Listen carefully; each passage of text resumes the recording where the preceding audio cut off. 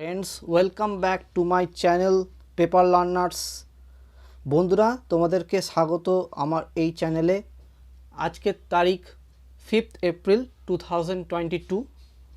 তা আজকে আমি হিন্দু নিউজ পেপার অ্যানালিসিস করব। তা হিন্দু নিউজ পেপার অ্যানালিসিস করার আগে তোমাদেরকে বলবো নিউজগুলো অবশ্যই মন দিয়ে শুনবে, এতে অনেক কাজে লাগবে।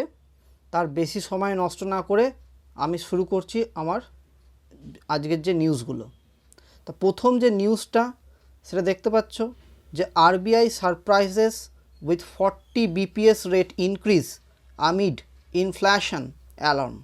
কী হয়েছে দেখো, ইনফ্লেশনারি প্রেশার বিকাম অ্যাকিউট।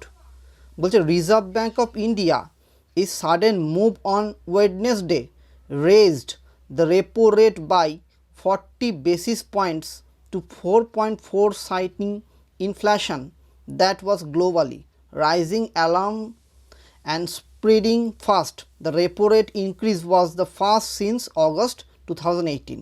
মানে 2018-তে একবার হয়েছিল এরকম রেপো রেট বাড়িয়ে দেওয়া হয়েছিল। কেন সেটা দেখো, যে রিসেন্টলি কালকেই একবার খবরে এসেছিলো, এটা আমার থাম্বনেলেও রয়েছে। বলছে the increase in repo rate, the rate at which RBI lends to commercial bank to 4.40% from record low of 4% is the first since August 2018. The graph shows repo rate since May 2017. তা কালকে দেখা যাচ্ছিল, দেখো যে সেন্সেক্স স্লাম্পস হয়ে গিয়েছিল as লেন্ডার্স wild. দেখতে পাচ্ছ সবাই, the Sensex plummeted 1,307 points or 2.29% to 55,669 after Reserve Bank of India raised benchmark interest in the surprising move. ঠিক না? দেখো কোথায় কোথায় ফলটা হয়েছিল, দেখো 4.29% বাজাজ ফিনসার্ভ, দেখতে পাচ্ছ। টাইটানে হয়েছে 4.11, IndusInd bank 3.98, HDFC bank 3.34%। Similarly NAC যেটা হচ্ছে নিফটি 50 ইন্ডেক্স, ঠিক আছে, সেখানে ফেল হয়েছে 319.50 পয়েন্ট, যেটা হচ্ছে 2.29% টু 16,677.60। তা এই যে রেপো রেটটা কেন করা হলো, যে রিসেন্টলি যে ইউক্রেন এবং এই রাশিয়ার মধ্যে যে ঝামেলাটা হচ্ছে তার জন্য ইকোনমি অনেকটা ড্রাস্টিক্যালি অনেকটা নেমে যাচ্ছে, এবং মুদ্রাস্ফীতিটাকে ঠিক রাখার জন্য এই রেপো রেটটাকে বাড়িয়ে দেওয়া হয়েছে। ঠিক আছে, তা যেহেতু রেপো রেটটা এসছে কথাটায়, তা রেপো রেটটা আমি একটু আলোচনা করি, সবাই শোনো। ঠিক আছে, প্রথম দেখো রেপো রেটটা হচ্ছে actual the central bank lends money to commercial bank. যদি দেখা যায় ফান্ড কম পড়ে যায়, ক্লিয়ার, আমি বাংলাতেও বলি, যদি ফান্ড কম পড়ে যায় সেন্ট্রাল ব্যাঙ্ক লেন নেয় কমার্শিয়াল ব্যাঙ্কের থেকে। ঠিক আছে, here central bank purchase the security. ঠিক আছে, আর RBI borrows money from the commercial bank within the country, সেটা হচ্ছে রিজার্ভ রেপো রেট। ক্লিয়ার? তা এইখানে একটা জিনিস দেখবে যে in an unscheduled announcement RBI government Shaktikanta Das said monetary policy committee had in an off-cycle meeting reviewed the latest economic development including the impact of the war in Ukraine and decided to increase the policy interest rates in bid to curb accelerating inflation. বুঝতে পারছো যেটা আমি একটু আগে বললাম, যে এই monetary policy যে কমিটিটা আছে তারা রিভিউড করেছে, যিনি আরবিআই গভর্নর শক্তিকান্ত দাস বলছেন যে রিভিউ করেছে, কারণ রিসেন্টলি যে ইউক্রেনে ওয়ার চলছে এর ফলে ইকোনমিতে অনেক ইম্প্যাক্ট পড়েছে, এবং ইম্প্যাক্ট পড়ার দরুন তাই জন্য আমাদের এই পলিসিতে কী করতে হয়েছে, যে ইন্টারেস্ট রেটটা বাড়িয়ে দিতে হয়েছে to beat to curve accelerating inflation, মানে মুদ্রাস্ফীতিটাকে ঠিক রাখার জন্য। ঠিক আছে, এবার যেহেতু এই কথাটা উঠে এসছে, ভালো করে বোঝো এই যে মনিটারি পলিসি কমিটি কি, ওটা ভালো করে বোঝো। দেখো আন্ডার সেকশন 45 ZB কি বললাম, under section 45 ZB of the amendment 2016 RBI Act 1934, the central government is empowered to constitute a 6-member monetary policy committee. 6টা মেম্বার থাকে। এবার এদের কি কাজ, এই মনিটারি পলিসি কমিটির ডিসাইড করে যে এই সমস্ত ব্যাংক রেটগুলো থাকে সেগুলো ব্যাংকদের মেনে চলতে হয়। এবং এই যে 6 মেম্বার কারা মনিটারি পলিসিতে, দেখো RBI governor of its ex official chairman ইনি একজন, deputy governor in charge of monetary policy দুজন, an officer of the bank to be nominated by the central government, এবং বাকি 3 person to be appointed by the central government. এই 6 জনের obviously তাদেরকে জানতে হবে, they have obviously knowledge and experience in the field of economics or banking or finance or monetary policy, এটা তো থাকতেই হবে। তা আশা করি তোমরা বুঝতে পারলে যেটা আমি বললাম, ঠিক আছে। এখানে দেখো পরিষ্কার বলে দিয়েছে, আমি প্রথমে যেটা বললাম যে reserve bank of India in sudden move Wednesday raise the repo rate 40 basis points 4.4%, citing inflation that globally rising alarm spreading the fast। এবং তার সঙ্গে সঙ্গে কী হলো, সেন্সেক্সেরও একটা প্রবলেম হলো, যেটা আমি একটু আগে আলোচনা করলাম, ঠিক আছে। চলো এরপরে নিউজটাই আমি আসছি, এরপরে কী নিউজ আছে, হ্যাঁ দেখো বলছে supreme court to look into sealed cover jurisprudence. এটা একটু বুঝবে, এটা আমি একটা নোট তৈরি করে তোমাদেরকে বলছি, ভালো করে শোনো। দেখো একটা জিনিস বলেছে মিডিয়া ওয়ান, দেখো ভালো করে শোনো। The supreme court on Wednesday in media one ban case reiterated its intention to examine the legality of the government fillings in the criminating material in the seal cover without sharing the information with the accused other party। কি হয়েছিল দেখো, এইটা যে দাঁড়াও একবার, হ্যাঁ কেরালা, এই দেখো এখানে দেখতে পাচ্ছ, the court allowed the union government more time to file it's counter giving reasons for the banning Kerala based news channel media one. তা কেরালার একটা চ্যানেল আছে মিডিয়া ওয়ানে, এর ফলে এই সেন্ট্রাল গভর্নমেন্ট সেটাকে ব্যান করে দিয়েছিল, কিন্তু আবার সেই ইস্যুটা উঠেছে এবং সেটা সুপ্রিম কোর্টে চলে গেছে, এবং সুপ্রিম কোর্টে সেখান থেকে বলা হয়েছে যে এটা কেন করা হয়েছে। তখন সেন্ট্রাল গভর্নমেন্ট বলছে ঠিক আছে আমরা তো বলবো, কিন্তু সেটা সিল্ড কভারে থাকবে। এবং সিল্ড কভার বলতে যে মানে কেউ জানতে পারবে না সেটা, ঠিক আছে, মানে একমাত্র ওই সুপ্রিম কোর্টের জাজ এবং সেন্ট্রাল গভর্নমেন্টের জানবে, বাকি আর কেউ জানবে না, পাবলিক থেকে শুরু করে সবার কাছ থেকে সেটা লুকিয়ে রাখা হবে, কোনো কেউ জানবে না।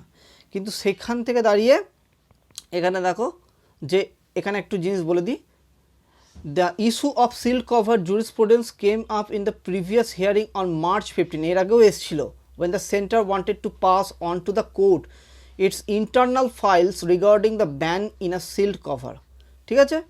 কিন্তু এই আমাদের এই জাস্টিস যিনি DY Chandrachud had objected to the government move, object করেছে, asking why the government could not disclose the files to the channel, কেন করছে না। The court express its intention to examine the larger issue of sealed cover jurisprudence specially in the background of the bans on media houses like media one. বুঝতে পারলে, তা এই মানে ব্যাপারটা উঠে এসছে, ঠিক আছে। তা কেন দেখাচ্ছে না সেটাই জাস্টিস DY চন্দ্রচূড় বলছেন এই সেন্ট্রাল গভর্নমেন্টকে, ইউনিয়ন গভর্নমেন্টকে। এবার যেহেতু এই ব্যাপারটা উঠে এসছে, এই শব্দটা যে সিল্ড কভার জুরিসপ্রুডেন্সটা কী অ্যাকচুয়াল ভালো করে বোঝানো। দেখো সিল্ড কভার হচ্ছে it is a practice used by the supreme court, আবার লোয়ার কোর্টেও দেখা যায়, ঠিক আছে। ইনফরমেশন নেয় গভর্নমেন্টের থেকে, কিন্তু accepting information from government agencies is মানে সিল্ড কভারের মধ্যে থাকে, that can only be accessed by the জাজই একমাত্র সেটা অ্যাক্সেস করতে পারে, ক্লিয়ার। আর স্পেসিফিক ল কোনো রকম এরকম স্পেসিফিক কিন্তু ল নেই, কিন্তু দ্য ডক্ট্রিন অফ সিল্ড কভারের ব্যাপারে কোনো ল মেনশন নেই, কিন্তু supreme court has power from section 123 of the Indian evidence act of 1872 এর মাধ্যমে বলে আছে। এটা কোনো রকম ট্রান্সপারেন্সি নেই, মানে সবার কাছ থেকে লুকিয়ে রাখে, একমাত্র জাজ জানবে এবং যে সেটাকে দেওয়া মানে এনভিলপে করে দিচ্ছে যে এটার বিরুদ্ধে মানে একটা প্রবলেম ছিল সেইটাই তারা দুজন জানবে, কিন্তু যে অ্যাকিউজড অ্যাকচুয়াল মানে যার প্রবলেমটা হয়েছে সেও জানবে না এবং পাবলিকের কাছ থেকেও কোনো ডিসক্লোজ করা হবে না। এই হচ্ছে সিচুয়েশান। তা এটাই ক্রিটিসিজম হয় যে না এরকম করা উচিত না, এটা অতি সত্ত্বর ঠিক করা দরকার। ঠিক আছে, চলো এরপরের যে নিউজটা দেখো, এই ব্যাপারটা নিয়ে আসবো। সবাই দেখতে পাচ্ছ, fireflies illuminate top slip in the Annamalai Tiger Reserve in Tamil Nadu. The image created by staking several photographs shot over 15 minutes help estimates an approximate count of fireflies. দেখো কত সুন্দর লাগছে। এটা হচ্ছে তামিলনাড়ুর আন্নামালাই টাইগার রিজার্ভে দেখা গেছে যে এত ফায়ারফ্লাইজ দেখা গেছে, পুরো হলুদ করে দিয়েছে জায়গাটা, একদম মানে মনে হচ্ছে যে একটা ইলুমিনেটেড ওয়ার্ল্ড। ক্লিয়ার? ওই জন্যই এটা উঠে এসছে নিউজে। ঠিক আছে, চলো এরপরের যে নিউজটা আসছে দেখো, এইখানে ওই একই ওই কথাটা আছে, দাঁড়াও তোমাদের দেখাচ্ছি। দেখো এই দেখো, in rare phenomenon fireflies illuminate forest in Anamalai tiger reserve. এই দেখো, the pristine forest around top slip in the Anamalai tiger reserve resemble James Cameron's fiction's bioluminescent universe Pandora in the movie Avatar. মানে মনে হচ্ছে এমন সিচুয়েশন তৈরি হয়েছে ওখানে, পুরো হলুদ হয়ে গেছে চারদিকে। এই দেখো, the insect emitted light synchronously starting from one tree. Clear? দেখো, mister Murari said fireflies spend more of their lives as larvae, about a year or more, living in soil, feeding on soft-bodied insects. The adults, as beetles, live for 2 to 4 weeks and feed on nectar and pollen. এই জায়গাটা এটা ওই জন্যই নিউজটা উঠে এসছে যে মানে কীরকম একটা মানে দৃশ্য তৈরি হয়েছিল সেই সময়, বুঝলে? আচ্ছা আচ্ছা, এরপরে কি নিউজ আছে দেখো, এখানে যা সেটা শুনে নাও। বলছে আইটি ডিপার্টমেন্ট রিনেমড, দেখো রিনেমড করেছে as the department of information technology and digital services. বুঝতে পারছো? আইটি ডিপার্টমেন্ট রিনেমড করেছে, রিনেমড কী করেছে মানে পুনরায় নাম দেওয়া হয়েছে department of information technology and digital services. ঠিক আছে, new IT park would come up at Kanyakumari at a cost of 50 crore. 2 plug and play facilities for startups are on the cards. কীরকম একটু দেখে নাও। দেখো, 2 plug and play facilities for startup are also on the card. One facility measuring 30,000 square feet would be established at the Elcott Special Economic Zone at Gangaikondan in Tirunelveli district at a cost of 6 crore. The second facility, measuring 27,461 square feet, would come up at Elkosej, Hosur. The cost of setting up of these 2 facilities would be borne by the Electronics Corporation of Tamil Nadu, Elcott. তা প্রথম কথা হচ্ছে নিউজটা কির জন্য, এটা just একটু শুনে রেখে দাও। এই দুটো কথা আমি একটু ছোট করছি যাতে পুরোটা চলে আসে। দেখো, আইটি ডিপার্টমেন্ট রিনেমড করেছে as a department of information technology and digital services. ঠিক আছে, তারপর কী বলেছে দেখো, new IT park would come up at Kanyakumari at a cost of 50 crore. 2 plug and play facilities for startups are on the cards. ঠিক আছে, এটা আমি টেলিগ্রামেও দিয়ে দেবো, কে যদি পড়তে চাও অবশ্যই পড়বে। তা ইম্পর্টেন্টটা যেটা আমি সেটা আমি বলে দিলাম। আচ্ছা, এরপরের যে নিউজটা আসছে সেটা দেখো, বলছে public private partnership in education argues well for the social justice, মানে প্রাইভেটের সঙ্গে পাবলিকেরও পার্টনারশিপ দরকার এডুকেশনের ক্ষেত্রে, যাতে ঠিকভাবে চলে। ঠিক আছে, দেখো conceptually it is an effort that must গ্ল্যাডেন the heart of any citizen. Public-private partnership in imparting education will argue well for the citizen and also the cause of social justice. কি বলেছে? Justice Anita Sumanta of the Madras High Court. He has said while holding that constituent medical college of a private university in the state need not to be affiliated with the Tamil Nadu Dr. MGR Medical University. ঠিক আছে, তা ওই জন্যই বলেছে যে public private এবং পার্টনারশিপের প্রয়োজন আছে যে কোনো এডুকেশনের ক্ষেত্রে, সে মেডিকেলই হোক, স্কুলে পড়া হোক, মানে কলেজ প্রাইভেট। দেখো এখানে দেওয়া আছে constituent college of private varsity need to be affiliated to TN doctor MGR medical university জাজ। ঠিক আছে, এখানে একটু দেখে নাও দ্য ইম্পর্টেন্ট প্রভিশনটা কী দিয়েছে। The section is an important provision is the laudable endeavor to bring forth an era of public-private partnership in medical education. ঠিক আছে, তা ওই জিনিসটাই বারবার এখানে তুলে ধরা হয়েছে, আশা করি বুঝতে পারলে সবাই। আচ্ছা আচ্ছা, এরপর কি খবর আছে? এই জায়গাটা সেরকম কিছু নেই। আচ্ছা, এগোচ্ছি।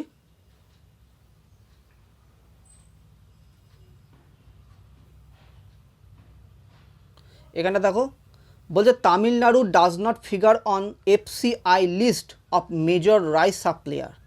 In the last 5 years states contribution to central pool hovered between 2.6% and 5%। কী বলেছে একটু দেখো। Tamil Nadu given in history as a pioneer in irrigation is regarded as the major rice producing state, but কিন্তু it does not figure as a key provider of rice at the all India level.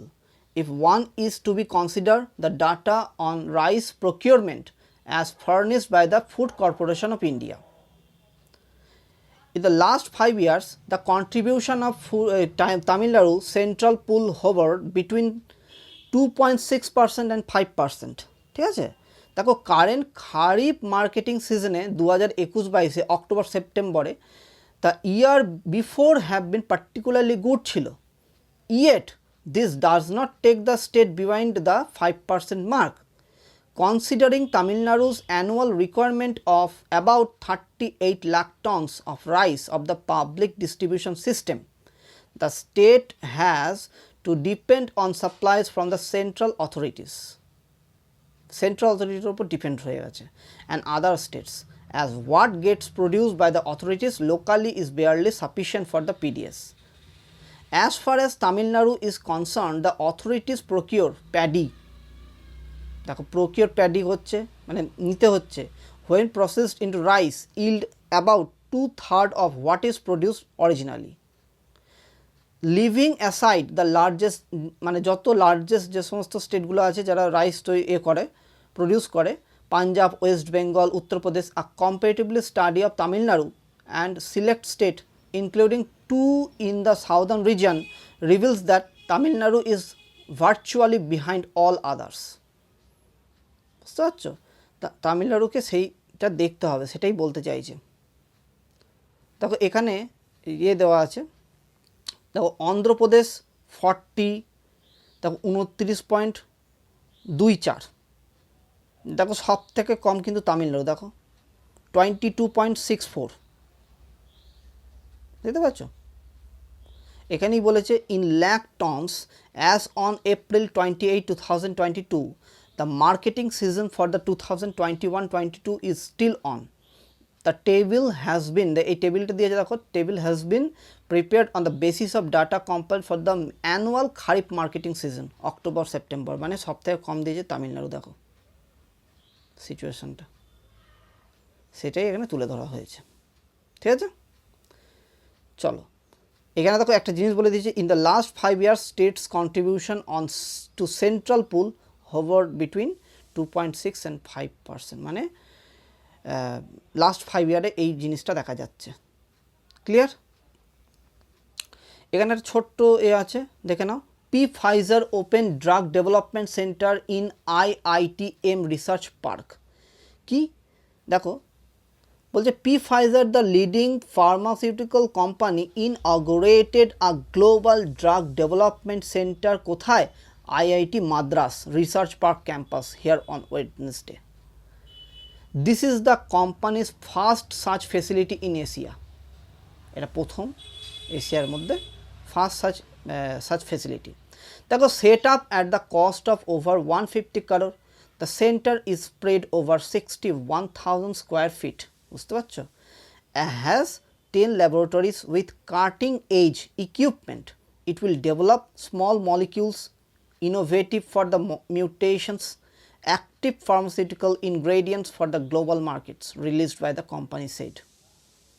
বুঝতে পারছো? তো প্রথম নিউজটাই এইটাই এসছে। দেখো, the world class scientific technology and innovation driven research park campus provides an ideal setting for our work. বুঝতে পারছো?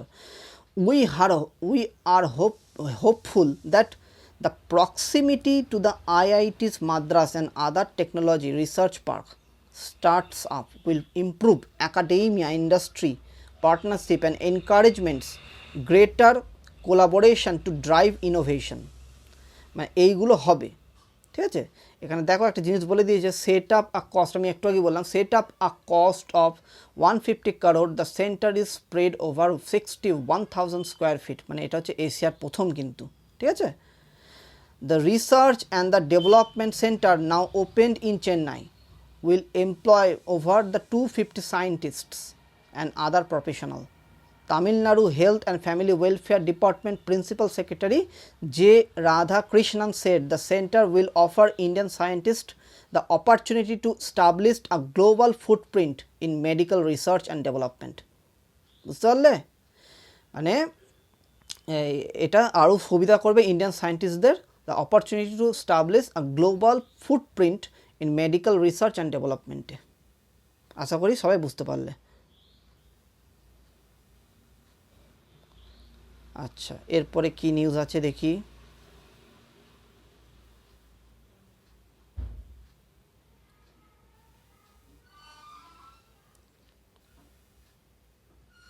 দেখো বলছে, medical varsity holds seminar on asthma. The Tamil Nadu Dr. MGR Medical University organized a seminar on the occasion of World Asthma Day, annually observed the first Tuesday in May. ঠিক আছে? World Asthma Day. Addressing the seminar on University Vice Chancellor Sudha Seshayan said 30 crore people worldwide suffer from the asthma, and India nearly 2 crore people are affected. দেখো, primary causes যেগুলো বলছে, দেখো, there could be several reason, inflammation, allergy were the primary causes of asthma. দেখতে পাচ্ছ? Since inflation and asthma feed on each other, understanding the genetically inherited disease would help seek medical attention early and prevent complications.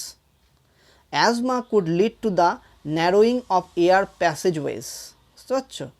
And subsequently, মানে আমরা যে শ্বাস নিয়ে এই শ্বাসনালী পথ মানে ন্যারো হয়ে যায়, অ্যান্ড সাবসিকুয়েন্টলি লাং টিস্যু দেখা যায়, অ্যান্ড মেকিং ব্রিদিং ডিফিকাল্ট, মানে শ্বাস নিতে খুব কষ্ট হয়।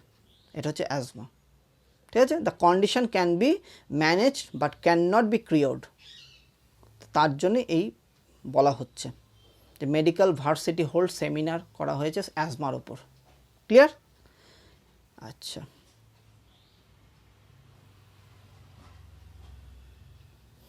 এরপরে কি নিউজ আছে দাঁড়াও বলি।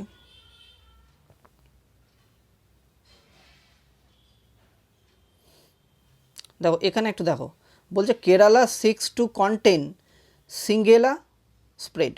কি বলেছে দেখো, the health department has decided to conduct further test in the case of shigella sonnei bacteria, মানে সিঙ্গেলা সোনি ব্যাকটেরিয়া পাওয়া গেছে, ঠিক আছে, which are found to have caused food poisoning in the people who had shawarma and water from the eatery, মানে কোনো একটা জায়গায় ধরো কেরালার কাসারগড় যে জায়গা সেখানে ইটারি বলে একটা জায়গা আছে, সেখানে গিয়ে মানে খাদ্য যেগুলো খাদ্য আছে সেখানে পয়জনিং দেখা যাচ্ছে, মানে মানুষের মানে ফুড পয়জনিং হয়ে যাচ্ছে। সেটা কিসের জন্য? ব্যাকটেরিয়া দেখা যাচ্ছে ওই খাবারে, সিগেলি সোনি ব্যাকটেরিয়া, ঠিক আছে। তা এই নিউজটা ওই জন্য উঠে এসছে, many to ill after having shawarma in Kasaragod, ঠিক আছে। এবার দেখো এখানে কি বলেছে, Kasaragod district medical officer AV Ramdas said preventive measure had been intensified in the district after it was confirmed on Tuesday that cause of the recent food poisoning episode in Cheruvathoor in the Singeli, ঠিক আছে। তারপর দেখো এখানে singly bacteria আর 16 old একটা school girl সে খেয়েছে, সে মারা গেছে। 57 people have been hospitalized following the food poisoning। তো এই সিচুয়েশনগুলো দেখা যাচ্ছে। Steps are being taken to the carry out, ঠিক আছে, diarrhoea survey and the chlorinate drinking water sources and to conduct hygiene check at the food preparation and distribution center as per the preventive measure, মানে preventive measure নিতে হবে এই ব্যাপারে, সেটাই তুলে ধরা হয়েছে এখানে। Diarrhoea surface are being conducted in the needles. দেখো ওয়ারাম মিউনিসিপ্যাল যেটা ওখানে আছে সেখান থেকে বলা হয়েছে যে আরও কিছুভাবে মানে ঠিকঠাক করে দেখা হবে যে কোথায় কোথায় ফুড পয়জনিং দেখা যাচ্ছে, ঠিক আছে। The Food Safety Department in district is yet to receive the test report of the food and water samples sent to the regional analytical lab Kozhikode, ঠিক আছে। কি হচ্ছে, E. coli and coliform bacteria were found in the food samples, দেখতে পাচ্ছ এখানে, and testing to check the presence of the Singeli and Salmonella bacteria was underway।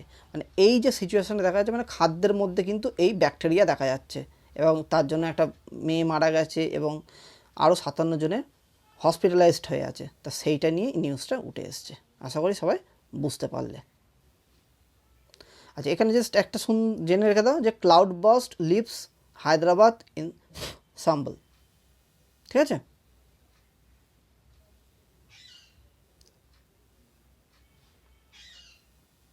আচ্ছা এইটা দেখো বলছে 3D প্রিন্টেড গ্লোভস, দেখতে পাচ্ছ সব গ্লোভস এই পড়ে আছে। Gloves could transform stroke treatment. দেখো device can be remotely controlled, opening up the positivity of teleconsultation by physiotherapists. দেখো থেরাপি জিনিসটা খুব ইউজফুল, কিন্তু স্ট্রোক থেকে শুরু করে অন্যান্য যে কোনো মানুষের ডিজিজের কিন্তু সেরে যায়। ফিজিওথেরাপি এমনই জিনিস। দেখো বলছে aiming to help stroke victims, researcher in the department of physics at the Indian institute of science have developed a soft and wearable device that exploits the fundamental properties of the lights to sense a patient's limb. মানে আমাদের যে limb থাকে, হাতের যে limb, হাতের পায়েও যে limb মানে যে লিম্বগুলো থাকে এবং ফিঙ্গার যে মুভমেন্টগুলো অনেক সময় করতে পারে না স্ট্রোক হলে বা হলে, সেটা কি হয় তখন এই গ্লাভসটা পরলে কি হবে, তখন সে হাতগুলো নড়াচড়া করতে পারবে এবং নিজের কাজটা করতে পারবে, ঠিক আছে। The customisable 3D printed gloves can be remotely controlled, opening up the positivity of the teleconsultation by the physiotherapist. According to the researcher, strokes in India, দেখো রিসার্চ কি বলছে, in India third leading cause of death, the sixth leading cause of disability. Physiotherapy is one of the few treatment available for the rehabilitating stroke victims and patients with physical injuries, but it can take days to months depending on the severity of the disability, making is challenging for the patients as well as their attendants। মানে কি যে physiotherapy এমন একটাই মানে পদ্ধতি যার মাধ্যমে কিন্তু ডিসেবিলিটি থেকে শুরু করে তোমার স্ট্রোকের ব্যাপারটাও কিছুটা লাগু করা যায়, কম করা যায়, এবং সেটা ডিপেন্ড করবে, সেটা টাইম নেয়, ঠিক আছে। এখানে বলেছে দেখো ডেজ টু মান্থ টাইম নেয় ডিপেন্ডিং অন সেভিরিটি, মানে কীরকম মানে সেই ডিসেবিলিটিটা হয়েছে, কীরকম প্রবলেমটা হয়েছে তার উপর ডিপেন্ড করে। ঠিক আছে, দেখো, the researcher say that the device has been tested for the stability for over 10 months, দেখো, and no loss of sensitivity or accuracy was detected, মানে কোনো রকম অ্যাকিউরেসির মানে কোনো প্রবলেম হবে না। The device has been entirely designed and manufactured in India and is expected to cost less than 1000. A patent has been filed and the researcher hope to launch the device in the market soon. মানে এটা তাড়াতাড়ি বের করার চেষ্টা করছে। দেখো মানে ভারতের তৈরি, আমাদের দেশের। দেখো, idea behind the device that you wear something like a glove. The physiotherapists control the device from a remote location through the internet and make your hands and finger move according to the professor Bid, যিনি বলছেন। The device can sense various hand and finger movement and precisely detect parameters and pressure, bending, angle and safe. ঠিক আছে, আশা করি তোমরা বুঝতে পারছো আমি যেটা বললাম। তা এইটা খুব তাড়াতাড়ি যাতে বাজারে নেমে যায়, মানে এর ফলে কিন্তু অনেক সুবিধা হবে। 3D প্রিন্টেড গ্লোভস 1000 টাকা নিচে দাম আসবে। Gloves could transform the stroke treatment. Okay বন্ধুরা, বুঝতে পারলে? চলো, এরপরে হচ্ছে দেখো একটুখানি জেনে নাও। দেখো, যেটা একটু আগেই বলা হলো, তখন আলোচনা করলাম একদম প্রথমেই, ইনএভিটেবল, এটা এই এডিটোরিয়ালে চলে এসছে। এই দেখো এডিটোরিয়াল সেকশন, এই দেখো, ঠিক আছে। দেখো, inevitable increase the RBI increase the interest rates was long overdue. কি বলেছে? purchasing power and derailed broader economic momentum, the RBI rate setting panel on Wednesday announced an off cycle. দেখো, এখানে বলেছে 40 basis of 4.4% with immense immediate effect. Shaktikanta Das governor বলেছেন যে rationalize that letting the inflation remain elevated at current level of to risk de-anchoring inflation expectation and consequently. ব্যাপারটা হচ্ছে যেটা একটু আগে বললাম, এত কিছু প্রবলেম হচ্ছে মানে ইউক্রেন এবং রাশিয়ার মধ্যে, তা এই জন্য কিন্তু এই সিচুয়েশনটা আসছে গোটা, শুধু আমাদের দেশে না, গোটা ওয়ার্ল্ডে কিন্তু ইকোনমিক মানে ডিটোরিয়েট হচ্ছে। ঠিক আছে, for prices on the range of commodities, দেখো কী হচ্ছে, including wheat, edible oil, crude oil, coal, Indian households perceptions and expectations of inflation has been running well above the RBI's upper tolerance threshold of 6% for more than 2 years. The RBI has been forced to act now. মানে কালকেই এটা দেখা গিয়েছিল যে হঠাৎ করে যে এই রেপো রেটটা বাড়িয়ে দেওয়া হয়েছে। দেখো এইখানটা একটা জিনিস দেখো কি বলছে, prices are on the tear globally, inflationary pressure are broadening worldwide. IMF last month posited that the war in the Ukraine was poised to not only the slow global growth in the 2022 but would also cause inflation to accelerate by 2.6% points to 5.7 in the advanced economics this year. বুঝতে পারছো, শুধুমাত্র ইউক্রেনের লড়াইয়ের মধ্যে মানে শুধুমাত্র slow global গ্রোথটাই হয়নি, তার সঙ্গে সঙ্গে তোমার ইনফ্লেশনটাও কিন্তু এদার ওদার হয়ে যাবে, সেটাই বলা হয়েছিল। Spur a more appreciable quickening of 2.8 percentage point in this case emerging the market and developing country. দেখো, ডেভেলপ কান্ট্রির ততটা কিন্তু প্রবলেম হবে না, হবে কিন্তু ডেভেলপিং কান্ট্রি এবং যে সমস্ত লোয়ার কান্ট্রি আছে তাদের কিন্তু প্রবলেমগুলো দেখা যেতে পারে। ঠিক আছে, তা এই এডিটোরিয়ালটা ওই হিসাবেই এসছিল। ঠিক আছে, আশা করি বুঝতে পারলে। দেখো এইখানে কি বলেছে, in the time of war. দেখো এখন তো আমাদের প্রধানমন্ত্রী উনি ডাচ কান্ট্রি যেগুলো আছে সেখানে তো আছেন। ঠিক আছে, তার আগে জার্মানিতে গিয়েছিলেন। ঠিক আছে, দেখো একটা জিনিস, the prime minister Narendra Modi 3 nation visit to ইউরোপে গেছেন at a time when the continent is facing the biggest security crisis, যখন মানে এই যে কোল্ড ওয়ারগুলো চলছে। In the Germany, mister Modi and chancellor Olaf Scholz reiterated the partnership between the two countries. দেখো, Berlin has also announced 10 billion euro for bilateral cooperation. In Copenhagen, Mr. Modi attended the India Nordic Summit with the leader of Denmark, দেখতে পাচ্ছ, Norway, Sweden, Finland, Iceland. এই ডেনমার্কের রাজধানী হচ্ছে Copenhagen, ঠিক আছে। The mister Modi trip comes a few days after the president of the European commission, ঠিক আছে। এই recent Ursula von der Leyen visit করেছিল নিউ দিল্লি, ইন্ডিয়া। তা নিউ দিল্লি নিউট্রাল পজিশন নিয়ে তখন কিন্তু কথা উঠেছিল, both criticism and the engagement from the west. India has been several high profile visit from the west, with some top officials pressing New Delhi to cut back on trade with Russia, pressure করছিল। আর traditional strategic partnership among the Nordic 5-7, Sweden, Finland are now considering dropping their decades-long neutrality and seeking NATO membership. তা তখন কিন্তু মানে ইন্ডিয়াকে বারবার pressurise করা হচ্ছিল যে রাশিয়ার বিরুদ্ধে, যার জন্য কিন্তু মানে ইন্ডিয়া পুরোপুরি নিউট্রাল থেকেছে। লার্জেস্ট ডেমোক্রেসি, তার কিন্তু পুরোপুরি নিউট্রাল থাকাই প্রয়োজন, এবং সেটা আমাদের প্রধানমন্ত্রীর তরফ থেকে সেটা মানে করা হয়েছে যে পুরোপুরি নিউট্রাল ভারত, মানে কোনো রকমভাবে কোনো ঝামেলা চায় না, ঠিক না, শুধু শান্তি। তো সেটাই বলা হয়েছে। He said that no party could emerge victorious. দেখো, কোনো দেশ, এই যে যুদ্ধ হয়, কোনো দেশ কি জেতে? আলটিমেট কি হয়?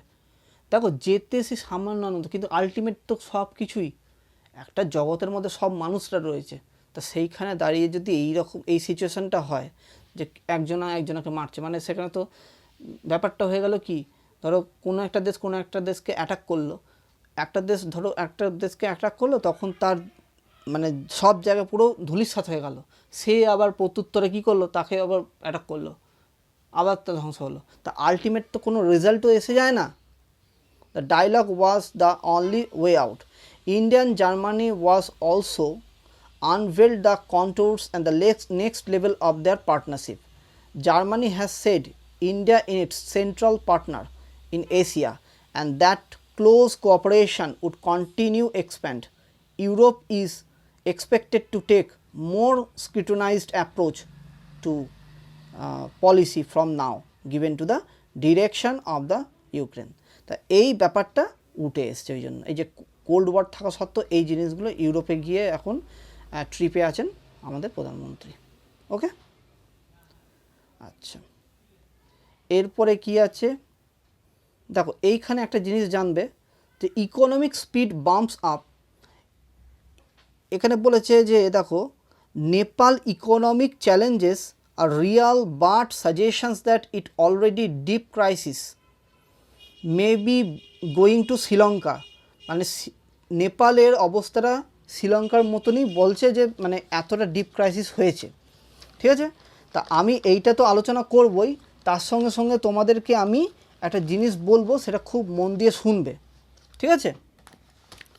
আমি এটার সঙ্গে সঙ্গে ইন্ডিয়া নেপালের যে সম্পর্কটা সেটা নিয়েও আলোচনা করে দেবো। আচ্ছা দেখো, একটা জিনিস যে এইখানে দেখতে পাচ্ছ যে surging of the trade deficit remains a big concern as it is expected to 18 billion this fiscal year, balance of payment deficit spiralling. মানে অ্যাকচুয়াল কী বলতে চাইছে দেখো, there are other worrying trends, the country debt the gross domestic product ratio crossed over the 40% in the second quarter of the current fiscal year.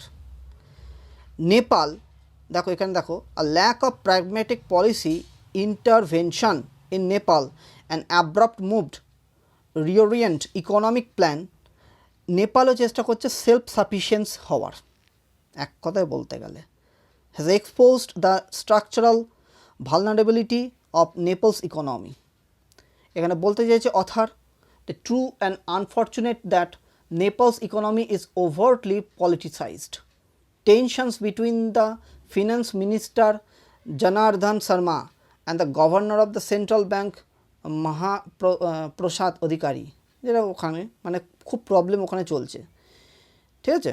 তা এই ব্যাপারগুলো তুলে ধরেছে। দেখো ইন্ডিয়া সবসময়, India will undoubtedly go to the extreme mile to help Nepal ensure a speedy comprehensive recovery. India has not hesitated in being generous and in coming to Sri Lanka's help. দেখো India সবসময় help করে, মানে আমাদের যেটা কি never first. Recent শের বাহাদুর দেওবা যিনি prime minister নেপালের, তিনিও এসেছিলেন এবং অনেক কিছু বায়োল্যাটারাল ট্রেড থেকে শুরু করে সব কিছু আলোচনা হয়েছে। ক্লিয়ার? এবং এখন বর্তমানে শ্রীলঙ্কাকেও হেল্প করছে, যে ইকোনমি যে ডিস্ট্রেস অবস্থায় রয়েছে। ঠিক আছে? দেখো what Nepal's economy is facing today is a sort of crisis in making. এই যে রিসেন্টলি চাইনার এত মানে অ্যাগ্রেশন ভাবটা হয়ে গিয়েছিল নেপালের মধ্যে, তখন কিন্তু খুব প্রবলেম হয়ে যাচ্ছিল এবং অনেক কিছু লোন নেওয়ার ফলে কিন্তু এখন একটু মানে এদের ইকোনমিটা একটু ডাউন হয়ে আছে। তা সেইটাই উঠে এসছে নিউজে। ঠিক আছে?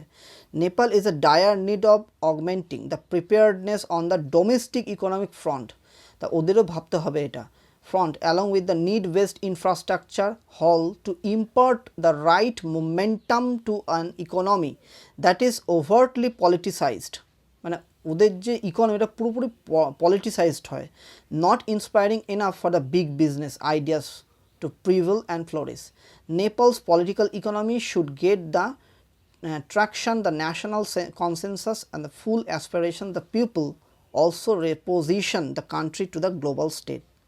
তা এই কথাগুলোই বলেছে। আচ্ছা এইখানটা একটু দেখে নাও, আমি জাস্ট দাগ দিয়ে রেখে দিয়েছি। দেখো এখানে বলছে Nepal makes move to increase the production of the domestically consumable goods. ঠিক আছে? And end the cartel the business and embracing the competition innovations. It would be helpful if Nepal remains open to successful complete and mandatory transition. ঠিক আছে? আবার এইখানটা দেখো Nepal's neighbor, the world largest democracy, যেটা আমরা India, is a fine example of the country that braved a severe BOP crisis in 1991 সালে, transformed the economy through a sustained wave of economic reform without letting the political preferences override significant economic matter. মানে ইন্ডিয়াও সেইখান থেকে উঠে এসছে, আজকে তো কত বড় ইকোনমি আমরা। ঠিক আছে? তা সেই জিনিসটাই বলেছে এখানে। আচ্ছা, the broad geographical and economic trend is also suggested of the doors opening the more active Nepali participation in the Pacific economic agenda, with the Nepalis participation approving the $500 million millennium. ঠিক আছে? $500 million মিলেনিয়াম চ্যালেঞ্জ কর্পোরেশন। ঠিক আছে? তা এই কথাগুলো এখানে তুলে ধরেছে। দেখো এইখানে লাস্টে দেখতে পাচ্ছ চায়না রিসেন্টলি কী হয়েছিল, reassessment of the risk in recklessly depending ties with China, এবং মিসস্টেপস করেছে বেইজিং। তা এই সিচুয়েশনগুলো উঠে এসেছিলো। Genuineness the India friendship aimed at contributing to the welfare of the people of Nepal. সবসময় ইন্ডিয়াই সেটাই করে। The decision of the government of India set up inter-ministerial stand-up group under the chairmanship of the foreign secretary. ঠিক আছে? দেখো এইখানে একটা জিনিস দেখো, business leader in India should be encourage করে to proactive in looking for new opportunity in the expanding and diversifying trade and investment ties with Nepal, including exploring possibilities in the context of the reset of the supply chains in the post কোভিড-19 situation. তুমি ভাবো সেই সময়ও নেপালকেও অনেক help করা হয়েছিল। ঠিক আছে? তা জিওপলিটিক্যাল ইস্যু এটাকে বলা হচ্ছে। এছাড়া বাইল্যাটারাল কোঅপারেশন তোমরা দেখতে পাচ্ছ। এটা vital that Nepal deepen its economic ties with India and facilitate joint venture that create the immense economic opportunity India আনভিং। মানে ইন্ডিয়ার সঙ্গে টাই করলে মানে সেটা নেপালেরও ভালো হবে, সেটাই বলতে চাইছে অর্থাৎ এখানে। ক্লিয়ার?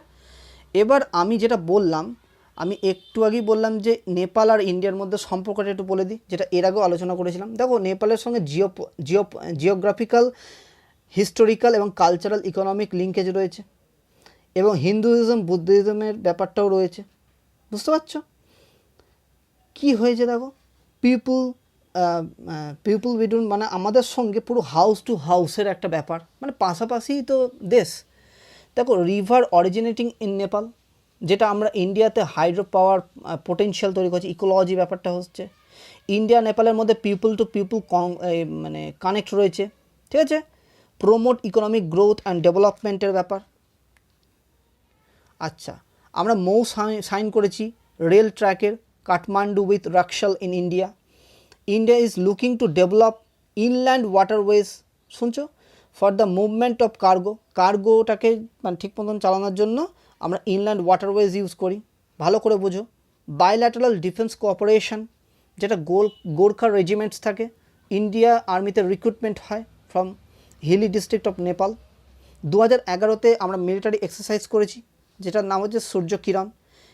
এছাড়াও আর্ট কালচার একাডেমিক কোঅপারেশনও রয়েছে আমাদের, ঠিক আছে। এবং ইন্ডিয়া সাইন করেছে 3টে সিটির সঙ্গে, ভালো করে বোঝো। কাঠমান্ডু হচ্ছে বারাণসীর সঙ্গে, লুম্বিনী হচ্ছে বোধগয়ার সঙ্গে, এবং জনকপুর হচ্ছে অযোধ্যার সঙ্গে, ঠিক আছে। দেখো এই রিসেন্ট আর্থকুইকও হয়েছিল, ন্যাচারাল ডিজাস্টারও হয়েছিল নেপালে, সেটা হিউম্যানিটেরিয়ান অ্যাসিস্ট্যান্স দিয়েছে ইন্ডিয়া। তাহলে ইন্ডিয়া নেপালের মধ্যে অনেক কিছু মাল্টিল্যাটারাল পার্টনারশিপও রয়েছে, যেমন BBIN বাংলাদেশ, ভুটান, ইন্ডিয়া, নেপাল। আর বিমস্টেক, বে of Bengal initiative for multi sectoral technical and economic cooperation. এছাড়াও নন অ্যালাইন মুভমেন্টের সঙ্গেও একসাথে যুক্ত হয়ে কাজ করে। সার্ক আছে, south Asian association for regional cooperation.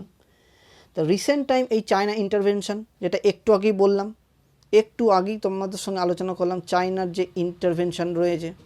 দেখো এই দেখো রিসেন্ট টাইম চায়না কি করেছে, মানে অনেক লোন দিয়েছে, ঠিক আছে, ইনভেস্ট করেছে, যেটা আমাদের কালচার মানুষের সঙ্গে মিল থাকে, কিন্তু ওদের কি এই টাকা পয়সা এর সঙ্গে লোন দিয়ে তাদেরকে একদম ফ্যাঁসাতে ফেলে রেখে দিয়েছিল। তার জন্য তাদেরকে যাতে চায়নার দিকে ঘেঁচতেই হবে, তখন হয়েছিল এরকম সিচুয়েশন। তখন নভেম্বর 2019-এও তখন কী করলো, নেপাল রিলিজ করলো আর নিউ পলিটিক্যাল ম্যাপ, যেটা ইন্ডিয়ার সঙ্গে খুব ঝামেলা হয়েছিল, যে Kalapani, Limpiyadhura and Lipulekh of Uttarakhand as a part of Nepal territory বলছিল, কিন্তু ওটা আমাদের টেরিটরির মধ্যে পড়ে। Areas of Susta, west Champaran, Bihar, এটাও এর মধ্যে বলছিল, যেটা আমাদের দেশের মধ্যেই পড়ছে, টেরিটরির মধ্যে, ঠিক আছে। তা এই হচ্ছে সিচুয়েশান। আর নেপালের সঙ্গে কিন্তু ভালো একটা টাইজ রেখে দিতে হবে, যাতে ইন্ডিয়ার সভারেনিটি বজায় রাখে। ক্লিয়ার বন্ধুরা? আশা করি সবাই বুঝতে পারলে, আমি এটা খুব ভালো করে বললাম।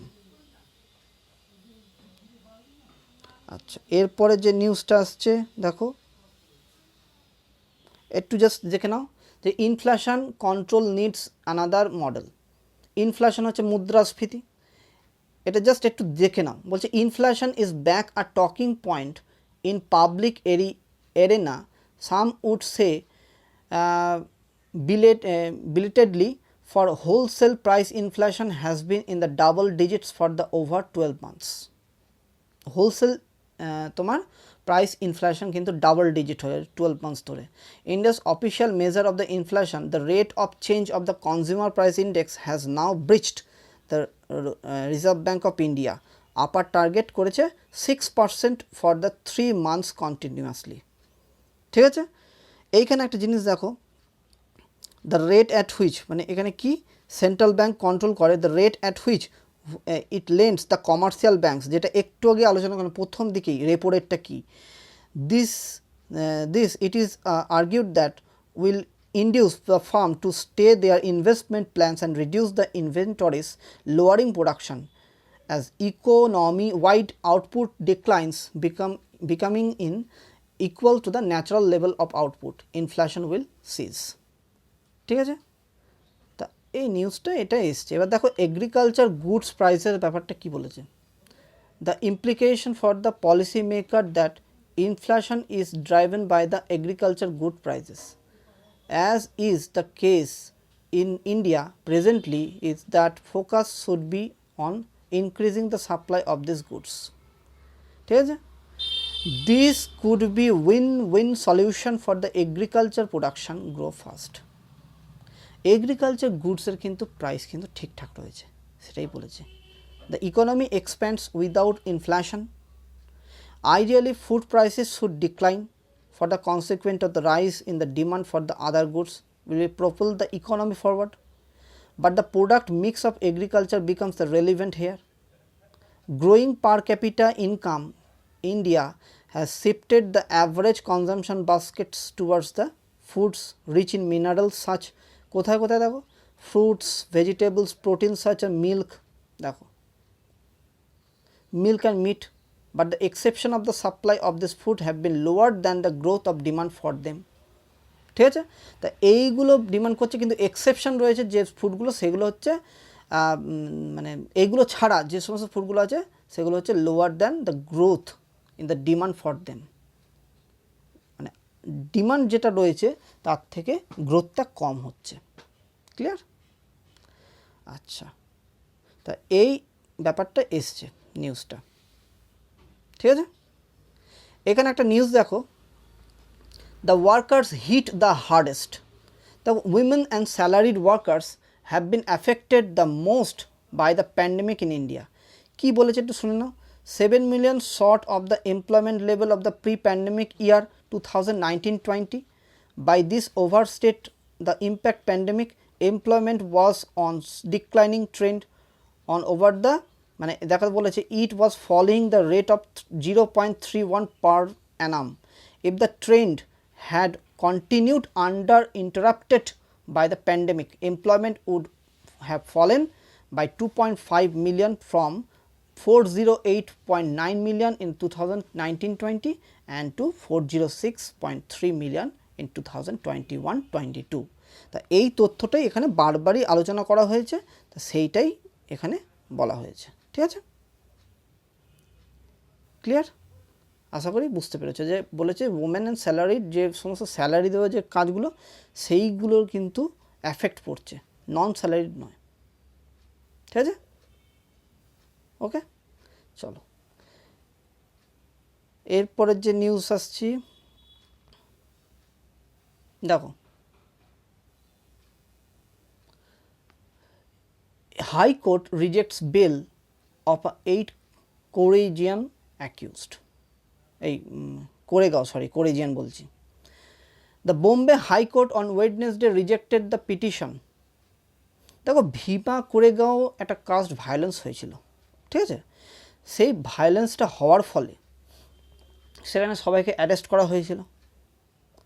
ঠিক আছে, অ্যারেস্ট করার ফলে সেখানে একটা টাইম দেওয়া হয়েছিল, দেখো এখানে দেওয়া আছে, হ্যাঁ, their petition mentions in all the applicants were the detention of the well 180 days. একটা টাইম বেঁধে দেওয়া হয় যে এতদিনের মধ্যে যে ইনভেস্টিগেশন সেটা সম্পূর্ণ করতে হবে, যেহেতু মানে মানুষটাকে কাস্টাডিতে নিয়েছে। ঠিক আছে, তো সেই কাস্টাডিতে নেওয়ার ফলে এই যে সুধা ভারদ্বাজ, ঠিক আছে, এনাকে কাস্টাডিতে নিয়েছে, তা একটা নির্দিষ্ট টাইমের মধ্যে সব ইনভেস্টিগেশন কমপ্লিট করে দিতে হবে, কিন্তু দেখা যাচ্ছে যে সেই মানে ইনভেস্টিগেশন ওই টাইমের মধ্যে কমপ্লিট করতে পারিনি, তাই ডিফল্ট বেল সেটাতে মানে বলা যেতেই পারে যে এতদিন পর্যন্ত মানে করতে পারিনি, তার ডিফল্ট বেল হবে ওটা। কিন্তু এই ডিফল্ট বেল যেটা সেটা হাইকোর্ট রিজেক্ট করে দিয়েছে, বোম্বে হাইকোর্ট রিজেক্ট করে দিয়েছে যে ডিফল্ট যে বেলটা সেটা হবে না। আর ডিফল্ট বেল বুঝতে পারলো তো, ডিফল্ট যেটা হচ্ছে যে উইদিন টাইমের মধ্যে পুলিশ ইনভেস্টিগেশন যদি না করতে পারে তাহলে সেই যে আসামি বা অ্যাকিউজড যে আছে তাকে ছেড়ে দিতে হবে, কিন্তু এখানে বোম্বে হাইকোর্ট তাই ছেড়ে দিয়েছে, ওকে, রিজেক্ট করে দিয়েছে এটাকে। আচ্ছা, এরপরে নিউজ দেখি,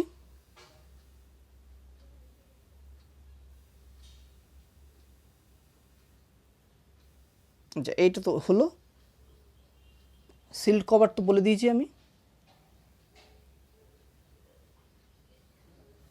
আচ্ছা এবার দেখো প্রেসিডেন্ট, আচ্ছা যদি আমি একবার বলে দিচ্ছি সিল্ড কভারটা, আশা করি তোমাদেরকে বললাম যে এটা কোন মানে পুরোপুরি কনস্পিরেসি থাকে, একদম মানে লুকিয়ে, মানে মানুষজনদের কাছ থেকে লুকিয়ে, এবং মানে যে যার সম্বন্ধে ওটা চার্জশিট করা হয়েছে তার কাছ থেকেও লুকিয়ে, শুধুমাত্র জাস্টিস যিনি আছেন এবং যে সেটা কমপ্লেন করেছে সে এনভিলপে নিয়ে সেটা জাস্টিসের কাছে দেবে, সেটা হচ্ছে পুরোপুরি সিল্ড কভার জুরিসপ্রুডেন্স।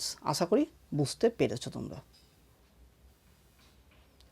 আচ্ছা, এরপরের যেটা হচ্ছে সেটা হচ্ছে president Kovind bats for local language. দেখো কী বলেছে, প্রেসিডেন্ট রামনাথ কোবিন্দ বলেছেন on Wednesday said it was a duty of the government to conserve and promote local languages.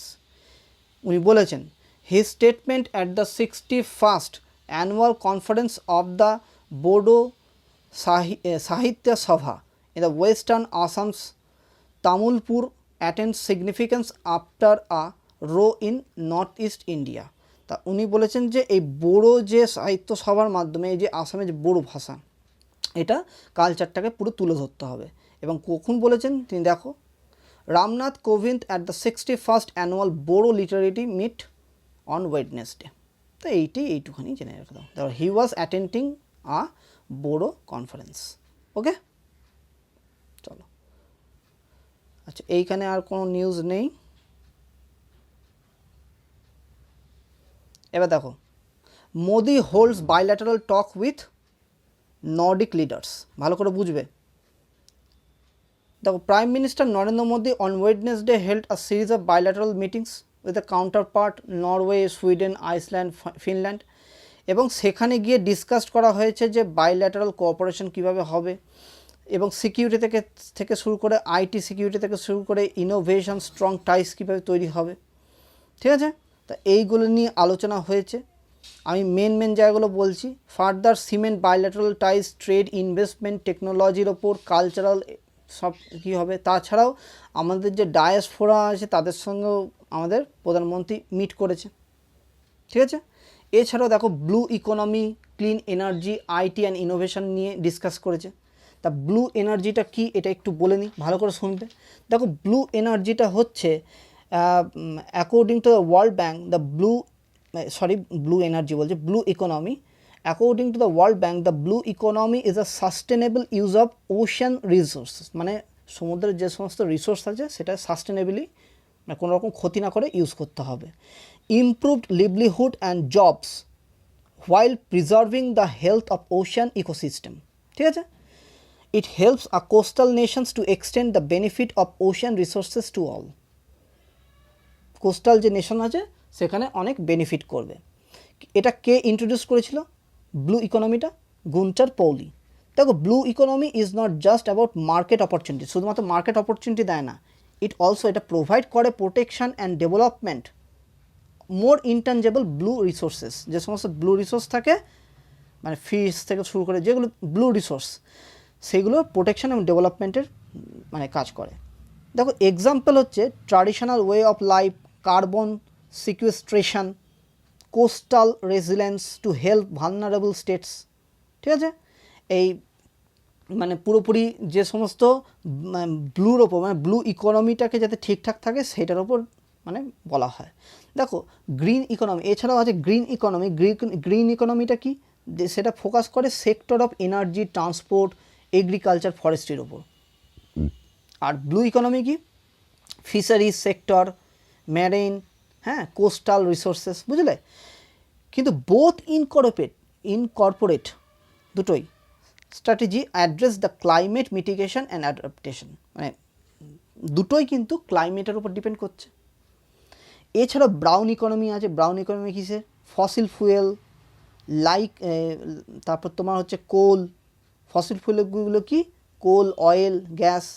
আর আছে হোয়াইট ইকোনমি, মানে all sectors that involve in the production, research, marketing, distribution of the health related goods.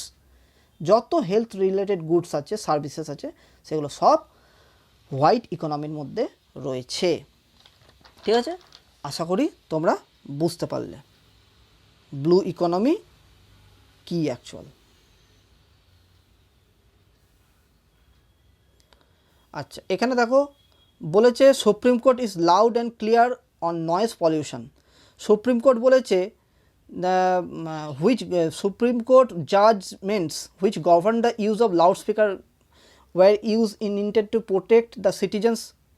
দেখো, এই যে loud speaker use হচ্ছে বিভিন্ন জায়গায়, ঠিক আছে, তা তার জন্য সুপ্রিম কোর্ট সরাসরি বলেছে যে এটা কোনো রকম রিলিজিয়ান বা রিলিজিয়াস প্র্যাকটিসের মধ্যে ধরে না, যেটা এর আগেও বলা হয়েছিল যে while interpreting the laws on the use of loudspeaker in the 2005 had been clear that it was not concern with the any religion or religious, এটা কিসের ওপর পড়ে, যেটা হচ্ছে আর্টিকেল 21 রাইট টু লাইফ, যেটা আমাদের থাকে, ঠিক আছে, মানুষের ফান্ডামেন্টাল ক্ষমতার মধ্যে থাকে, ফান্ডামেন্টাল রাইট সেটা মানুষের, সেটাই সুপ্রিম কোর্টের একমাত্র দেখার, এই রিলিজিয়ান বা রিলিজিয়াস প্র্যাকটিস এগুলো দেখার নয়। ক্লিয়ার? দেখো, freedom from noise pollution is a part of the right to life under the article 21 of the constitution, ঠিক আছে। Noise interference with the fundamental right of the citizens to live in peace and to protect themselves against the force audience. We are not concerned with any religion or religious practices, একটু আগেই বললাম। We are concerned only with the fundamental right of the citizens, ঠিক আছে, and the people to protect themselves against the noise pollution and forced audiences. The court had made its intention clear, পুরোপুরি বলে দিয়েছে, judgement অনেক আগেও বলে দেওয়া হয়েছিল 2005-এ। The top court had made it clear that nobody, whatever be religion or purpose, can claim a right to create noise even in his own premises which would travel beyond his precedents and cause nuisance to neighbors or others. No one can claim a fundamental right to create noise by amplifying the sound of his speech with the help of loudspeaker, the court explained, ঠিক আছে। মানে no one can মানে কোনো রকম claim করা যাবে না, claim a fundamental right to create a noise, মানে কারুর মানে ফান্ডামেন্টাল রাইট সম্বন্ধে এখানে বলা হয়েছে যে মানুষের সেটা মানে অধিকারের মধ্যে পড়ে। আমরা ফান্ডামেন্টাল রাইট নিয়ে কথা বলবো, কিন্তু রিলিজিয়াস বা রিলিজিয়াস বেসিস যে প্র্যাকটিসগুলো আছে এইটা নিয়ে কোনো আলোচনা এখানে নেই, এক কথা বলতে গেলে, ঠিক আছে। চলো এখানে দেখো, it interferes with the right of life, court বলে দিয়েছে। ক্লিয়ার? চলো এরপরে কি নিউজ আছে, এখানে জাস্ট এটা দেখে না, জাস্ট এটা অতটা ইম্পর্টেন্ট নয়। কোভিড প্যান্ডেমিক নট ওভার, মানে কোনো রকম ওভার এখনো হয়নি, কশন করেছি ইটস ভাইটাল, ঠিক আছে। কে বলেছেন? The Covid pandemic is not over and the virus is constantly changing shape and mutation change করছে. We are witnessing uptick in some pocket of the country, VK Paul, member of Health Niti Ayog, ঠিক আছে, continuously change করছে। কিন্তু এখানে ওই জন্য বলেছে all activities including school education should remain open and fully functional. We have to learn to live with the awareness that the virus is here, that it is a dynamic entity. আমাদের সচেতনভাবে চলতে হবে, তা বলে সেই mask পরে গেলাম না, এ করে গেলাম না, সচেতনতার সঙ্গে সব কাজ করতে হবে। ক্লিয়ার? চলো এখানে বলেছে star rating for food May mislead buyers, মানে বলেছিল যে অনেকদিন আগে যে সমস্ত ফুডগুলো বেরোবে সে তার গায়ে 5খানা স্টার থাকলে খুব ভালো খাবার, 5খানার কমে যদি স্টার থাকে তাহলে কিন্তু সেটা দেখতে হবে যে তার মধ্যে কি প্রবলেম আছে। কিন্তু সেইগুলো থাকা সত্ত্বেও কিন্তু অনেক সময় মিসলিডিং হচ্ছে, এটা সেটাই তুলে ধরেছে। The nutrition levelling system for food packets recommended by the food safety and standard authority of ফার্সি, যেটা will not only fail to enable consumer to make healthy choices but also mislead them about their nutrition value, and warn experts who have called for the need of insulate policy making from the influence of food industry. যেটাই বললাম সেটা এখানে বলেছে।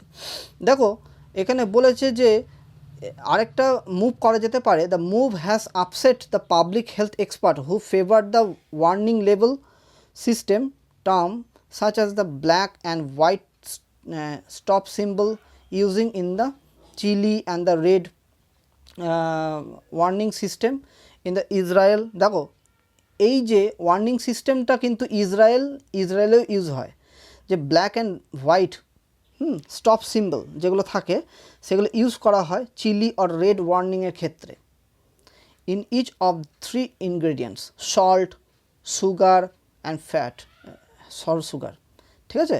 এবং কোথায় কোথায় use হয় ভালো করে দেখো, যে এই চিলিতে ইউজ হয় যেটা হচ্ছে যে রেড ওয়ার্নিং সিম্বল কী দেওয়া হয়, ইসরায়েলে আবার রেড ওয়ার্নিং দেওয়া হয়, সেটা হচ্ছে তোমার সল্ট, সুগার এবং ফ্যাটে, ঠিক আছে। আর ব্ল্যাক অ্যান্ড হোয়াইট সিম্বল দেওয়া হয় সেটা হচ্ছে চিলিতে। ক্লিয়ার? তা এই সিচুয়েশান এইটা বলা হয়েছে। দ্য ওয়ার্নিং সাইন এডুকেট, এবং প্রথম কথা হচ্ছে কনজিউমার যারা আছে তাদেরকে এডুকেট করতে হবে, এই ব্যাপারগুলো জানাতে হবে যে কোথায় কী মানে ঘাটতি রয়েছে, ঠিক আছে, সেই ব্যাপারটাই এখানে তুলে ধরা হয়েছে। This educational component of a properly constructed warning system is missing in the health star, ঠিক আছে। আচ্ছা দেখো এইখানে একটা জিনিস দেখে নাও, বলছে under health star rating system the algorithm assign a product of certain number of star based on the positive components: fiber, protein, fruits, vegetable, nut, legume, balanced diet and other components, ঠিক আছে, যেগুলো এখানে বারবারই বলা হচ্ছে যে এই খবরটা এই জন্য উঠে এসছে যে আগে যখন লেবেলিং করা হতো মানে 5 স্টার, যে 5 স্টার হয় সেটার ক্ষেত্রে খুবই ভালো, এবং যদি মানে তার থেকে কম স্টার এলো সেটা কিন্তু দেখতে হবে যে তার মধ্যে কী প্রবলেমটা রয়েছে, কেমিক্যালাইজড কোনো মানে কেমিক্যাল মেশানো আছে কি না যেটা মানুষের শরীরের পক্ষে ক্ষতি হবে, তা সেইগুলো নিয়ে এখানে আলোচনা হয়েছে, ঠিক আছে। চলো এরপরে কি নিউজ আছে দেখো, highest sex ratio at birth in Ladakh. দেখো Manipur has the lowest followed by the Dadra and Nagar Haveli, Daman and Diu in 2020। কী বলেছে একটু দেখে নাও। Ladakh recorded the highest sex ratio at the birth in the country in 2020 followed by the Arunachal Pradesh. Ladakh highest sex ratio মানে 1000টা পুরুষের মধ্যে যে পরিমাণ মহিলা থাকে, ঠিক আছে, followed by Arunachal Pradesh, Andaman Nicobar, আচ্ছা, Tripura and Kerala, according to the annual report Vital Statistics based on the 2020 Civil Registration System report. দেখো highest sex ratio of birth based on the registered reported by, দেখো প্রথম হচ্ছে লাদাখ 1104, দেখো অরুণাচল প্রদেশ হচ্ছে 1011, 1011, আন্দামান নিকোবর 984, ঠিক আছে, এগুলো সব বেরিয়েছে হাইয়েস্ট সেক্স রেশিও। তা এইখানে এই জন্যই আলোচনাটা হয়েছে। দেখো টপ 5 স্টেট যেটা হচ্ছে, দেখো এখানে দিয়ে দিয়েছে লাদাখ, অরুণাচল প্রদেশ, আন্দামান নিকোবর, ত্রিপুরা, কেরালা, টপ 5 স্টেট। আর টপ 5 বটম মানে নিচ থেকে সেটা হচ্ছে মণিপুর, দাদরা নগর হাভেলি অ্যান্ড দমন অ্যান্ড দিউ, দুটো একসাথেই হয়ে গিয়েছিল। আর হচ্ছে গুজরাট, হরিয়ানা, মধ্যপ্রদেশ, সব হচ্ছে কিসের হাইয়েস্ট সেক্স রেশিও, মানে সেক্স রেশিও অনুযায়ী এখানে লিস্টটা দিয়ে হয়েছে। আশা করি বুঝতে পারলে। এখানে একটা নিউজ আছে দেখো সবাই, বলছে হাফলং, মানে এই যে আসাম অঞ্চল মানে নর্থ ইস্টার্ন রিজিয়ন যেগুলো আছে সেগুলো তারা যে ভাষাটা বলে সেটা হচ্ছে হাফলং ভাষা, ঠিক আছে। যেমন আমাদের দেখো এই যে Haflong Hindi, তিবেতান Burma grammar, not the Hindi grammar, মানে পুরোপুরি হিন্দির উপর না, সেখানে নেপালি আর বেঙ্গলিও কিছুটা মিক্স করা থাকে, ঠিক আছে। দেখো প্রথম এই যে হিন্দি রিচ হয়েছিল, হিন্দিটা রিচ করেছিল দিমা হাসাও যে জায়গাটা আছে ডিস্ট্রিক্ট, যেটা নর্থ কাচার হিলস, ঠিক আছে, 1800 দশকে যেটা প্রাইমারিলি সেখানে পৌঁছে যায়, কারণ যেখানে কনস্ট্রাকশন হচ্ছিল, কাজ হচ্ছিল এবং বিভিন্ন মানুষ এসে আসছিল, তার ফলে কী হয়েছিল যে হিন্দি ভাষাটা সেখানে পৌঁছে গিয়েছিল দিমা হাসাও ডিস্ট্রিক্ট, ওকে। তা এটা একটু উদাহরণসহ দেখো কি বলছে, দেখো যেমন আমরা প্লুরাল অফ দ্য লড়কি যেটা বলি গার্ল ইন হাফলং হিন্দি, এটা কিন্তু হাফলং হিন্দি। এছাড়াও কি বলে লড়কি লুক বা লড়কি লোকো, নট লড়কিয়া, ঠিক আছে। তা এই মানে ভাষাগুলো মানে এই রকমভাবে এসছে, ঠিক আছে। এবার দেখো একটা জিনিস বলছে in the mainland Hindi likewise, আর ট্রিটাকে কী বলা হয় দেখো, ট্রিটাকে হাফলং ভাষায় কী বলা হয় হাফলং হিন্দিতে, সেটা হচ্ছে গাচ্ছি, বরোড ফ্রম দ্য নেপালি, এটা নেপালি থেকে এসেছিলো। আর এমনিতে যেটা পের বলে সেটা পের কিন্তু বলে না, গাচ্ছি বলে। while most sound changes follow from the Bengali form she explained, ঠিক আছে। তা আশা করি তোমরা বুঝতে পারলে যে কি বলেছে এখানে, কীভাবে ভাষাগুলো আস্তে আস্তে চেঞ্জ হয়েছিল। ঠিক আছে, আশা করি তোমরা বুঝতে পারলে যে আমি কি বললাম। এটা তা তিবেতান অঞ্চলে, তিবেতান বর্মা যেগুলো অঞ্চলে, সেখানে হাফলং হিন্দি ভাষা ইউজ হয়। আশা করি তোমরা বুঝতে পারলে। চলো, এখানে একটা ছোট্ট করে আছে, CRPF opens 20 camps in Maoist area. মানে যে সমস্ত মায়োস্ট এরিয়া আছে তোমার, ধরো এই যে মহারাষ্ট্র, বিহার, তারপর ঝাড়খণ্ড, উড়িষ্যা, দেখতে পাচ্ছ, সেই সব জায়গায় কিন্তু 8 ক্যাম্পস আরও তৈরি হয়েছে। 8 camps have been operationalized in the Chhattisgarh, 4 in Jharkhand, Odisha, 1 each in Maharashtra and Bihar, and 2 in Telangana. After the 3rd April 2021 incident where the 22 security personnel were killed in a Maoist ambush in the Sukma, Chhattisgarh.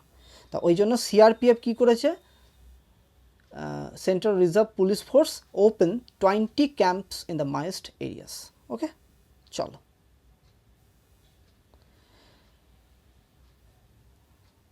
এরপর তো সেরকম আর news তো নেই। দেখো এখানে যেন ছোট্ট করে একটা আছে, সার্ভিসেস এক্সপোর্ট সেট আর নিউ রেকর্ড। ঠিক আছে, সার্ভিসেস এক্সপোর্ট সেট আর নিউ রেকর্ড করা হয়েছে। দেখো, India services export set a new record of $254.4 billion, about 19 lakh crore. ঠিক আছে, in 2021-2022 the Commerce Ministry said the export also hit an all-time monthly high 26.9 billion in March, the ministry added. মানে service export যেটা new record করেছে, একটু বেড়েছে এক্সপোর্টে, সেটাই বলতে চাইছে এখানে। ঠিক আছে, আচ্ছা আচ্ছা, এখানে হচ্ছে জিএসটি কম্পেনসেশন। দেখো কি বলেছে, আমি জাস্ট জিএসটা বলে দিচ্ছি, একটু ভালো করে শুনে নাও।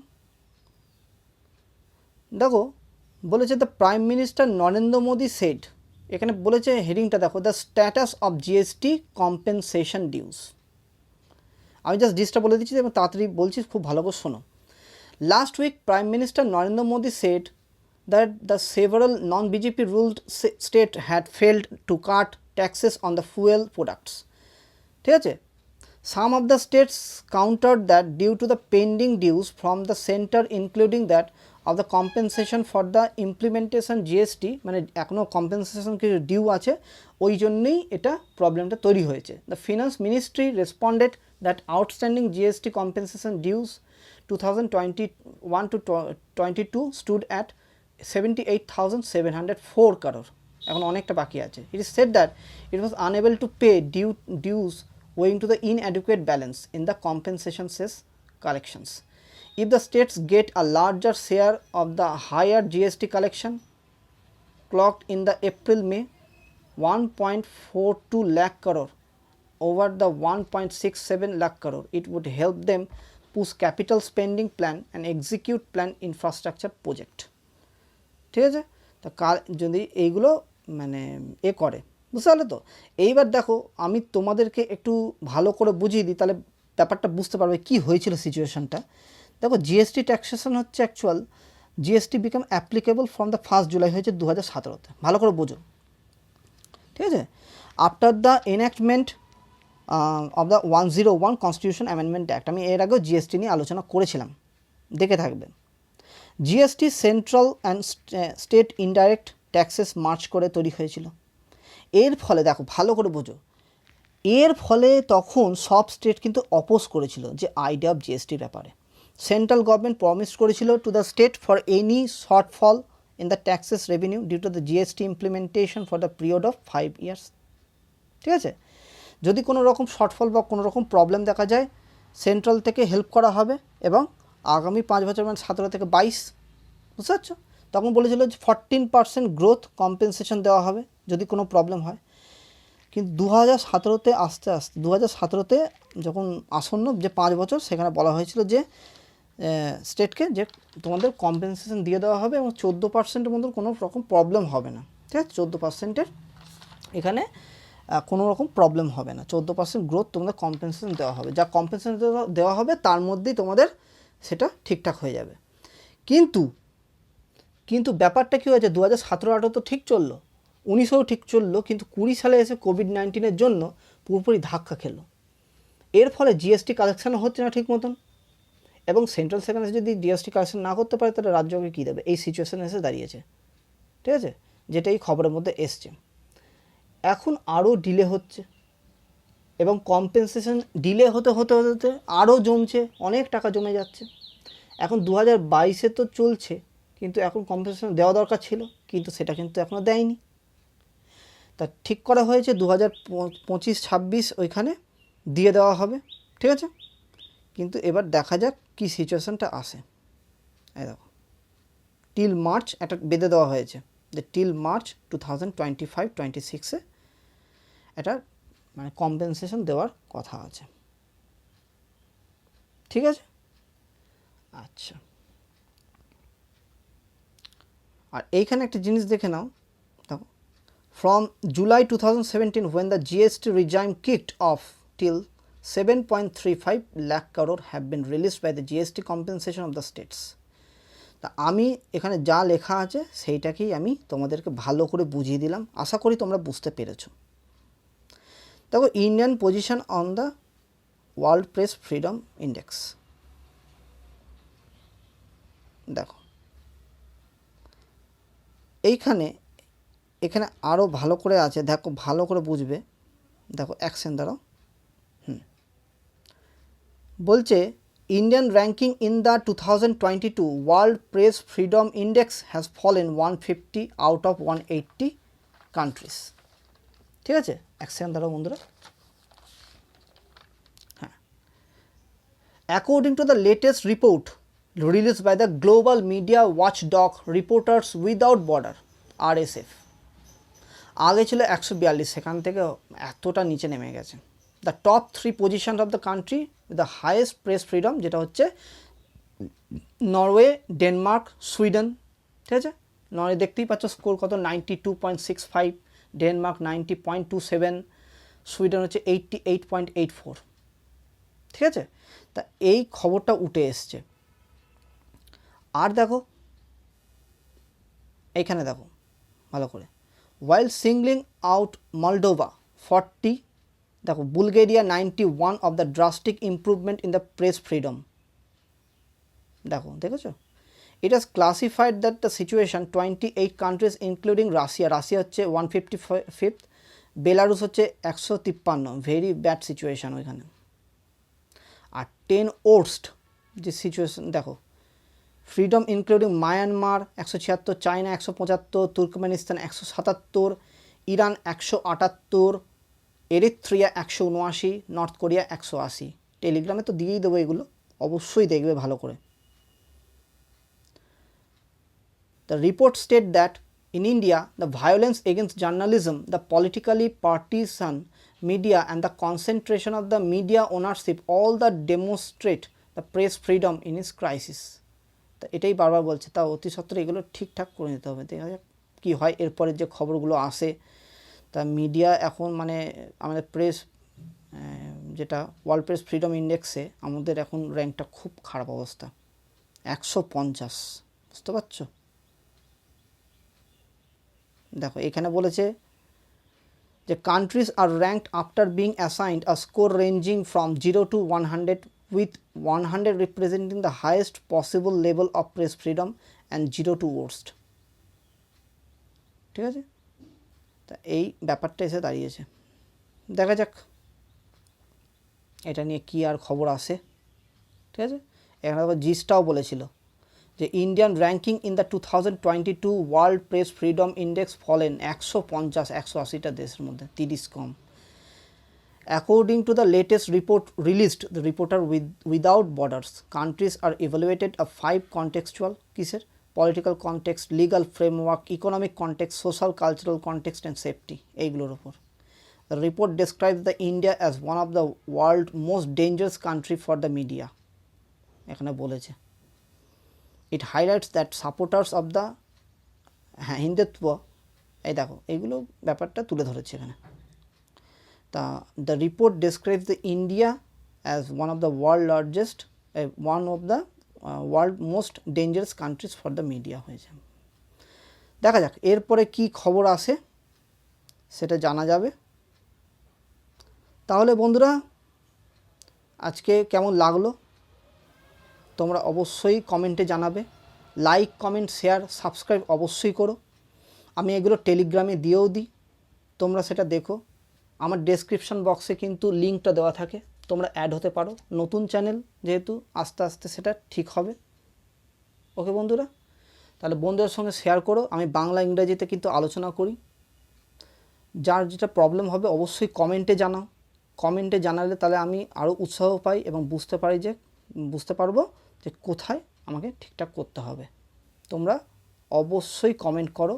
এবং এটা বিশেষ করে ওয়েস্ট বেঙ্গলে যে ছেলেমেয়েরা যারা পরীক্ষা দেয়, ডেসক্রিপটিভ লেভেলের থেকে শুরু করে তারপর তোমার যে আসন্ন যে সমস্ত ভাইবা, পিটি, প্রত্যেকটার ক্ষেত্রে কিন্তু খুব সুবিধা হবে, কারণ আমি ইংরাজির সঙ্গে সঙ্গে বাংলাতেও বলছি, তাতে সুবিধা হবে বুঝতে। ওকে বন্ধুরা, তাহলে আজ আসি, কাল আবার দেখা হবে। তোমরা ভালো থেকো, সুস্থ থেকো, টাটা, বাই বাই, খুব ভালো থেকো সবাই।